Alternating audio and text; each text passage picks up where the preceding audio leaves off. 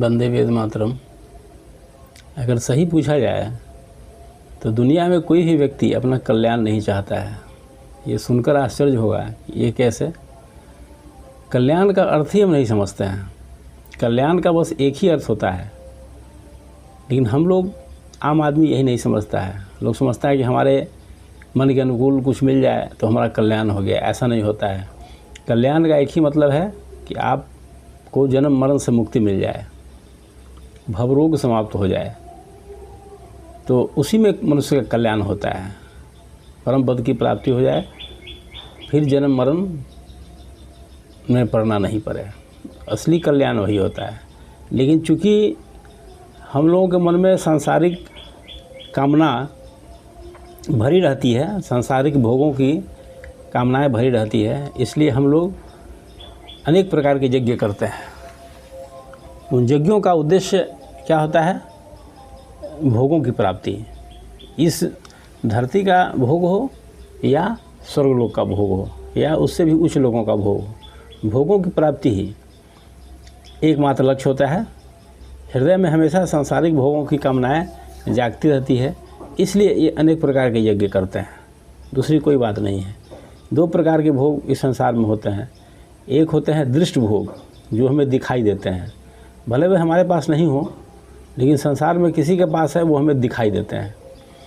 और दूसरा भोग होता है श्रुत भोग, जो सुना जाता है। जैसे उच्च लोकों में, स्वर्गलोक में कल वृक्ष होता है, अप्सराएं होती हैं, वहाँ शरीर से दुर्गंध नहीं आता है, जो मन में इच्छा हो वो सामने चला आता है। इस तरह के भोग श्रुत भोग हैं।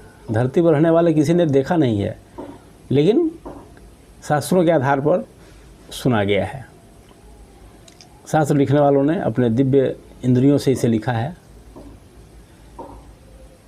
अनुभव किया है दिव्य इंद्रियों से और लिखा है। तो यही चीज़ होता है।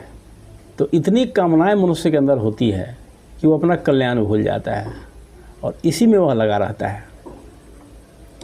भगवत गीता में आया है कि त्रय विद्याम सोम पापूत पापा यज्ञ दृष्ट्वा स्वर्गति प्रार्थ्यन्ते ते पुण्यमाशाद सुरेंद्र लोकान मशनन्ति दिव्यान दिव्य देवो भोगान ते तम भुक्त्वा सर्वलोकम विशालम क्षीण पुण्य मर्त्यलोकम विशंति एवं त्रयी धर्म मनु प्रपन्ना गतागतम काम कामाला भंते।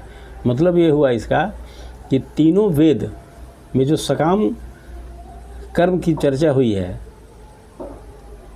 उसके कारण सोम रस पीने वाले और जो जिनके पाप नष्ट हो गए हैं, वे लोग स्वर्ग की कामना करते हैं और स्वर्ग की प्राप्ति करते हैं, स्वर्गलोक में जाते हैं और अनेक प्रकार के भोग भोगते हैं। लेकिन फिर क्या होता है कि भोग भोगने के बाद पुण्य क्षीण हो जाता है और फिर पुनः इस धरती पर चले जाते हैं। तो फ़ायदा क्या हुआ?